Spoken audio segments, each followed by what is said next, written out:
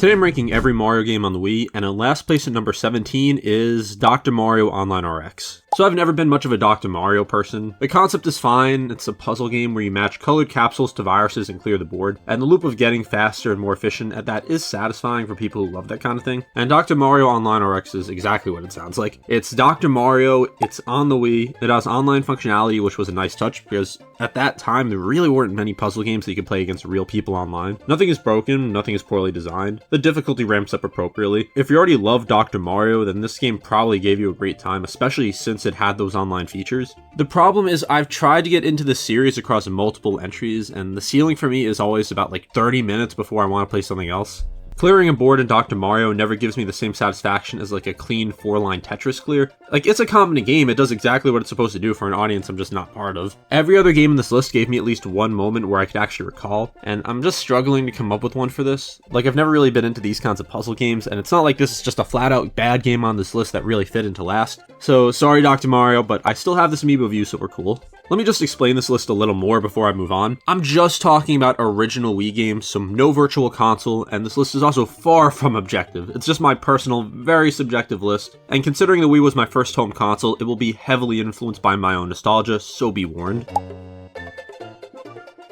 At number 16, Super Mario All-Stars 25th Anniversary Edition. Ranking this almost feels dishonest because one of my favorite games of all time is inside of it, and that's Super Mario Bros. 3. To this day, it is probably like my 6th favorite Mario game ever. But besides that, there's the original Super Mario Bros., the Lost Levels, which is filled with lost levels, and Super Mario Bros. 2. As a collection of games, this is incredible, but as a Wii release in 2010, it is one of the laziest things Nintendo has ever shipped. What you're getting is the SNES version of Super Mario All-Stars, which was a compilation from 1993 running on a Wii. They didn't remaster anything, they already did that in the SNES version, and they didn't add content to the games themselves. They packaged it with a small booklet and a soundtrack CD and sold it as a 25th anniversary celebration. I actually did get this in 2010 when I was like 7 years old, but even then I had already played the advanced games, so those were just a lot more convenient, so I didn't really play this too much. As a collector's item though, it is pretty cool. It has nice packaging, the booklet has nice art, and the soundtrack CD is a neat concept, but it's also filled with things like the coin sound effect, so like, I don't know if this is what you want playing at a party.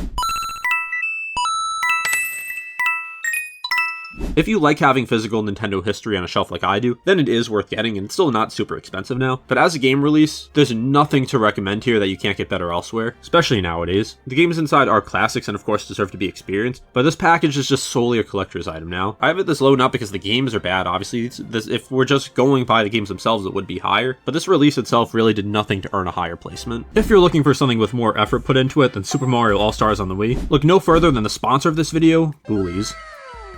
Specifically their EP500 chair. The EP500 is an ergonomic chair built for long gaming, editing, or work sessions with a huge focus on comfort and adjustability. It features adaptive lumbar support that automatically adjusts to match your back, adjustable armrest, customizable seat depth and headrest positioning, and a reclining backrest with a built-in footrest for when you want to lean back and relax between sessions. The breathable hybrid mesh material is also designed to keep you cool and comfortable during extended use, and it's made to support a wide range of body types. If you want to learn more or check out their chairs yourself, go check the link in the description. Thank you to Bullies for sponsoring this video. Now let's get back in the ranking with number 15.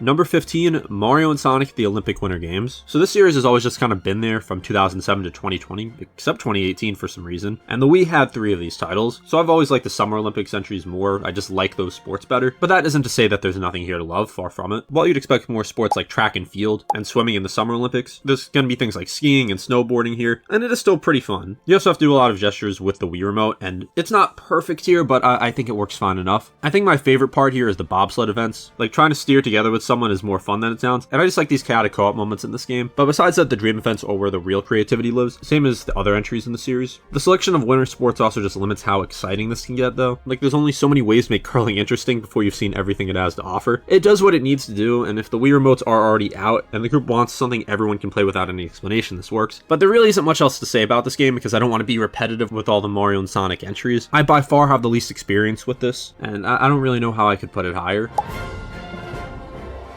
At number 14 is Mario Power Tennis. So this is a port of the GameCube game from 2004 with motion controls added. The underlying GameCube game is one of the better Mario Tennis entries. It has a strong roster, courts with distinct hazards that changes how matches feel, a lot of personality here, and all of that survived the port and is still good. What didn't survive as cleanly is the feel of actually playing it. The Wii Remote motion controls work, like swinging to hit a tennis ball is about as natural as one-to-one mapping as you could design for the hardware, but I felt like it was a little inconsistent here. So like sometimes I read my swing perfectly, other times I just felt a little off. It's very manageable, like I didn't have too many issues playing this, but it could have been a little more accurate. But past the controls, the game has a lot of charm. The intro cutscenes for each character before tournaments are some of the most entertaining things in any Mario sports game. Each one is a little animated showcase that nails who the character is, and Waluigi specifically is perfect. The courts having actual gameplay implications rather than just visual variety is a great design choice that has not always been maintained in this season, if you know some future games in this series. I don't have deeply personal history with this one the way I do with some games higher on the list, but it is a good tennis game underneath the motion control arguments. I actually do prefer this to the GameCube version, but for me, I'm not really a big tennis fan or anything. But if I was, I could definitely see this being higher, but for now, it's just going to be at number 14.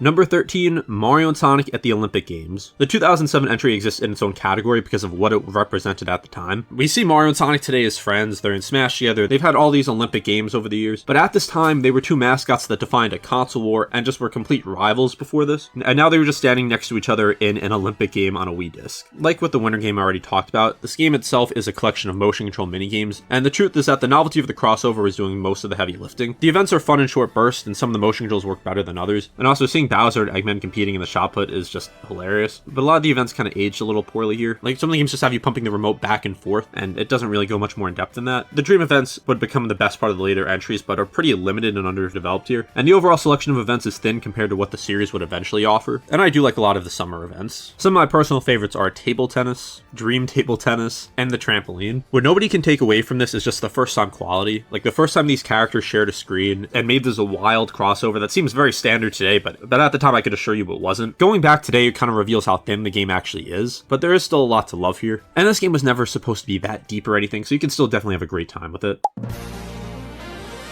Number 12, Fortune Street. So this is a very underrated game, and a lot of people don't even know this existed, and you might even be asking, should this really count if I'm not counting like Donkey Kong games or WarioWare? And the reason is, those are completely separate series. This is kind of just a new thing with Mario, so I'm just gonna count it anyway. So you've probably heard this referred to as Mario Monopoly, but it is actually a lot more than that. So the basic structure is familiar. You're on a board, buying properties, building shops, collecting rent, trying to bankrupt everyone else. Standard Monopoly stuff. But Fortune Street layers a stock market system on top of that, which completely changes the whole game. You can invest in the districts you're developing and collect dividends when you land on your own shops, but other players can just buy stocks in your districts too and profit from your success alongside you. And it creates this constantly shifting situation where you're sometimes rooting for someone else's section of the board to do well because you own their stock. It turns a game about pure competition into something where co-op and betrayal are also happening simultaneously, so it is quite different from Monopoly. The Dragon Quest crossover is also cool. Seeing Slime sitting across the board from Wario is still a funny image, and the boards also have distinct layouts that favor different strategies, and figuring out which approach works best on which board does add a lot of replay value here. The real weakness is the time investment, and it's not a small one. It's not like a short Mario Party game. A full game can run very long depending on your target wealth setting, and if one player gets eliminated early, they're just sitting there watching everyone else play for like another hour. Now in Mario Party, sometimes you can kind of be out of it, but at least you'll still play in the mini games, you'll still have your turn. So these are very different games. Like this is going to reward more patient players who are going to more turns ahead and punish people who have no strategy. But if you're playing this with the right people, this can be a lot of fun. Now, do I like this better than Mario Party? It depends what kind of mood I'm in. I'd say generally not, but also in full transparency, I haven't played this game too many times because it's a lot easier to say, hey, let's play Mario Party to people than going up to a group and saying, let's play Fortune Street, because you'll probably get looks like you're crazy.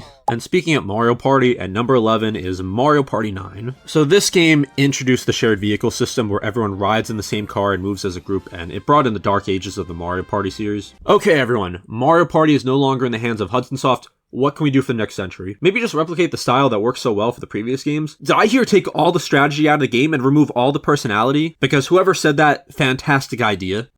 The whole series was, of course, built around individual movement. You rolled dice, you went wherever you decided to go, you managed your own stars and coins, and all the stress came from watching your carefully laid plan either work perfectly or just get completely dismantled by someone else's decision. You don't have that individual agency here. And it's not like that was just a small feature. That was the entire series up until this point. They literally took that away, and it just makes this feel like a driving game with a car series itself, and not like a Mario Party game in a lot of ways. And it's really a shame because there are things that work here. The boss minigames are a really cool addition. Having everyone suddenly shift to cooperate against a board boss. Added some more co-op and it was a cool idea. Plenty of solid minigames here. The music is good, the presentation is good. It's not an incompetent game. It's just a decent multiplayer game that just completely lost the plot of what Mario Party was supposed to be. Like I said, this is where the dark ages started, where Mario Party games just stopped being these super fun games, at least for me. Maybe you like them.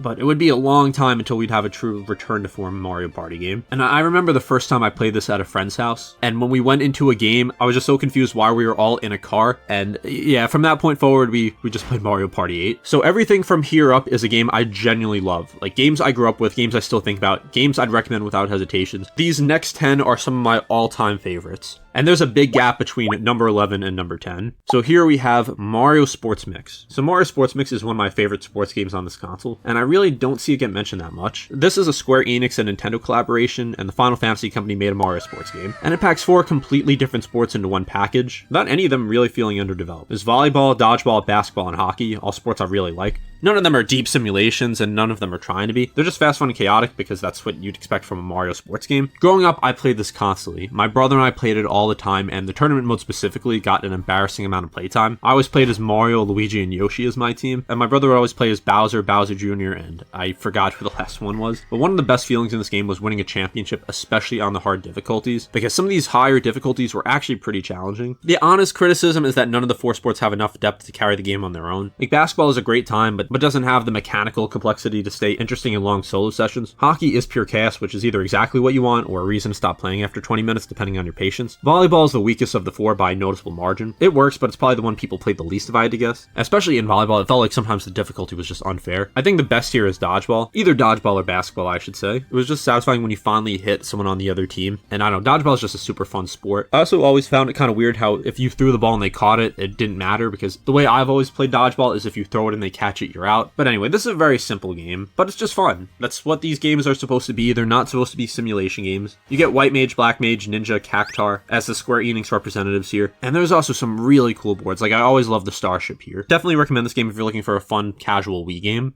Number 9, Mario & Sonic at the Olympic Games 2012 London. This is the peak of the series for me, and it's not particularly close. And part of the reason is that Dream Events had evolved from a bonus mode into the actual best part of the game by far. Now, earlier entries had Dream Events, and they were fun, but they clearly were just secondary. Here, they're the most creative thing in the whole package, and the ones I remember most clearly. Dream Spacewalk puts you in zero gravity, competing in a completely invented athletic event while playing as Mario or Sonic characters. And then there's other ones like there's Dream Uneven Bars, there's Dream Trampoline, and obviously being a dream and not meant to be realistic at all. Just so much more freedom here, and they're just a blast. Most of them just involve trying to get a high score or a best time, and it can be super satisfying. The standard Olympic events are also more enjoyable here than in the other Wii entries. Like, I feel like the controls just feel more responsive here. The swimming feels better here. It doesn't feel like just frantic waggling. The game also really leans into that London setting, which I feel the previous games didn't lean into their setting as much, and that was also something really cool for me. So there's a ton of events here, and that includes the dream events, but I would say the weakness the series has still remains here, where these are just fun and short bursts, but there's not really much depth underneath them. Like, once you've played a few times, you kind of start to get bored. Now, there's definitely a few that I could play for a while, like the trampoline ones, like table tennis, and the single player experience is pretty thin. And that's kind of how this whole series has been, where if you have friends around, it can be a blast to play, but by yourself, the game kind of loses that fun faster than it would have otherwise. Number 8, Mario Strikers Charge. The Mario Strikers series is one of the most unhinged things Nintendo's ever made. It's a soccer game, or football if you're outside the US. This is a soccer game where characters get launched into electric fences, where Bowser Jr. arrives in a mech to score goals, where the whole aesthetic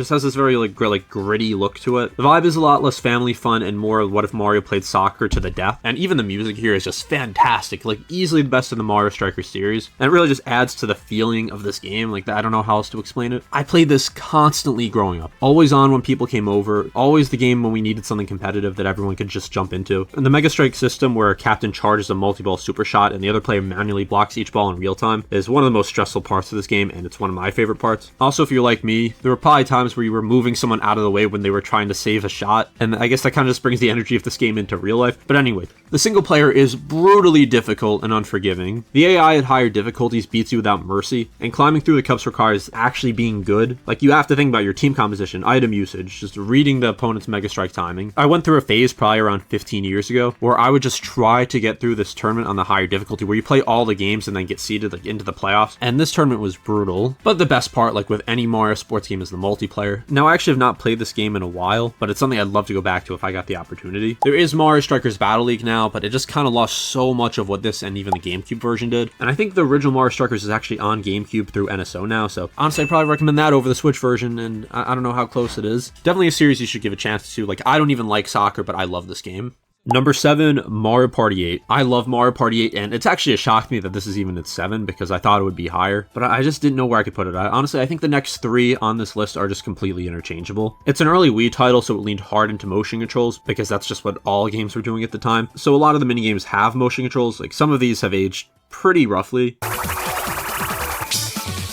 but also some of them are perfectly fine. But the ones that require more precision have definitely shown their age a little bit more. So I've made an entire video talking about this game if you want to check that out. But to go over it more briefly, the board game underneath those minigames is just one of my favorite in the series. Koopa's Tycoon Town might be my single favorite Mario Party board ever made. You invest coins into hotels and compete for majority ownership, because if you have the most coins invested in that hotel, you get stars from it, and the more coins invested, then the stars go up. So it kind of is like Monopoly. And I know I already said that for Fortune Street, but this is completely different. And then the other boards are great here too, like the Bowser one in space, like the Donkey Kong one, like the Boo House where things just randomly change, like the Shy Guy train. First of all, I love the music, I love the aesthetic, and I love that each of these boards tries a different idea. A big issue I have with later games in the series is that they don't really try a specific idea. Like, they all feel pretty standard, like they just have different aesthetics. Like, there's usually not one core idea that really changes it up, but Mario Party 8 does that. The story mode was a blast here to play with a friend, where you compete through all the different boards and defeat Bowser at the end. There's also a lot of different modes here, like there's a lot of different minigame modes, and in case you don't want to spend the time playing on a full board, these are great alternatives. One of my favorites was the one on the board where you had to try to get the different spaces. But anyway, I haven't really talked about the minigames themselves, outside of mentioning that there's a few that have aged roughly. So there's a lot here, and I truly do love the minigames here. At least the ones that don't have you doing this.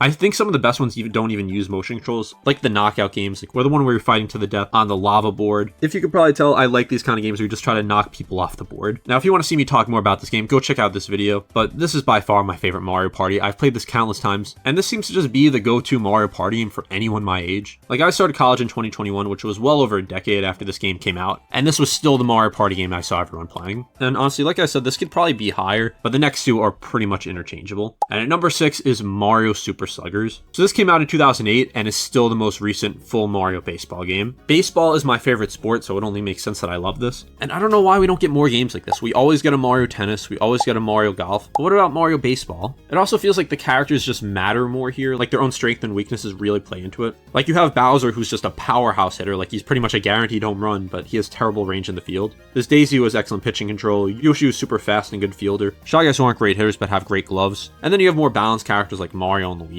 I got really into the customization, and I tried to build a balanced team. There's also the chemistry system, where if you have 2 players with chemistry in the outfield, you could kick the ball at them and have them do like a super throw, whatever it's called, and it could let you throw out runners you otherwise would have had no chance at. And then the big thing is the buddy jump. If someone hits what is a no doubt home run, but you have 2 players with chemistry, you just shake the Wii remote super fast, and you could jump up in time and right and rob that home run. It is extremely frustrating when it's used against you, but very satisfying when you do it against someone else. Then there's the star power, which captains have their own specific moves, like Mario has this fireball, Waluigi shape, whatever it is, and then the regular characters just hit the ball harder. The stadiums here are also great. If you want just a regular stadium with no gimmicks, you have Mario Stadium. If you want to play on ice, you have Peach's Ice Gardens. If you want random change time showing up, you have Bowser's Toy Room. You could also play a day or night, depending on what aesthetic you like. Super Sluggers also has a story mode that is pretty fun. Like, it feels just like an adventure game where you basically just have to unlock things and go across the different stadiums, talking to the leaders, like you have to talk to Donkey Kong or Wario or whoever else, and that actually lets you unlock characters and stadiums. Now, outside of that, I do have to mention that the game falls short in some ways. So the motion controls work perfectly fine here, but I feel like it could have used a little more depth. Like, the pitching is very simple here, and it's almost impossible to walk someone, so I would have liked there to be a little more you could do with that. And then there's some features I feel like really could have been used here. Like, the base running is off, especially if you don't use a nunchuck, you have almost no control. There's no tag plays, like even if there's not a force out, and the ball just beats you to the base, you're out, which if you don't know in baseball, if you don't have to go to that next base, you have to be tagged, instead of the fielder just standing on the base with the ball before you get there. And there also isn't too much else here, besides the challenge mode and the actual exhibition. There's no tournaments, there's no home run derby, there's like a couple mini-game modes, but I do feel that the game could have used more of that. It's just so sad that it's been how many years now, and we still have no new Mario baseball game. Like, there's so much more they could do, but instead we just keep getting the same ones. Write a comment if you want another Mario Super Sluggers.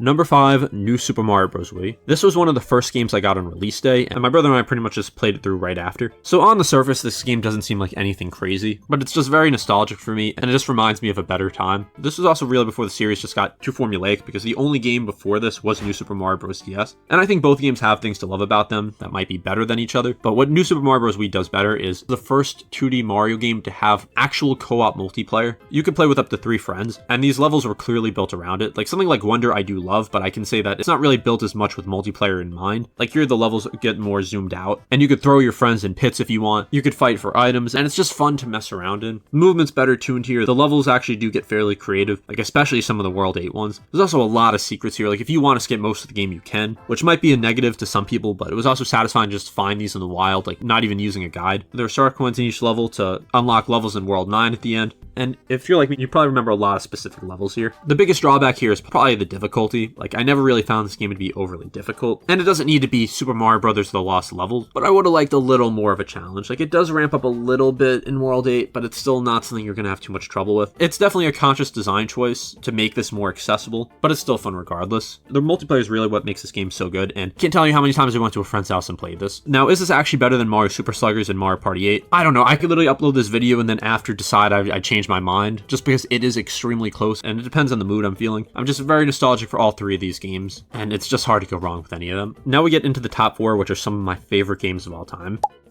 And starting with that is Mario Kart Wii. So this is one of the best-selling games of all time. Every house with a Wii had it. It was one of the defaults when someone came over who didn't play games. Like it was either Wii Sports or Mario Kart Wii. The track list is one of the best the series has ever assembled. Maple Treeway, Coconut Mall, Mushroom Gorge, Koopa Cape, Brumble Volcano. These are all beloved for great reasons. They are just fun tracks with a lot of personality. The retro selection here also pulled some great courses from older games, and there's quite a lot of tracks here to play. One of the big criticisms I see is the item balance, and that is fair. Like it does feel kind of off who gets what item, and especially if you're playing against actual competitive people, it does get a little over the top. But then on the other point, this is one of the more competitive Mario Kart games. I feel something like Mario Kart World just felt a little too like luck-based. Mario Kart Wii definitely feels a little more skill-based. And I'm not saying this needs to be an esport or anything, but it's a lot more satisfying when you win, knowing that you won because of luck or the feeling that you lost because of luck. And that is a big criticism I have of Mario Kart World. But Mario Kart Wii, if you're just playing with friends, chances are it's not going to be that big of a deal. If you were playing online though at the time, or if you're still playing online through the dedicated servers that people have made,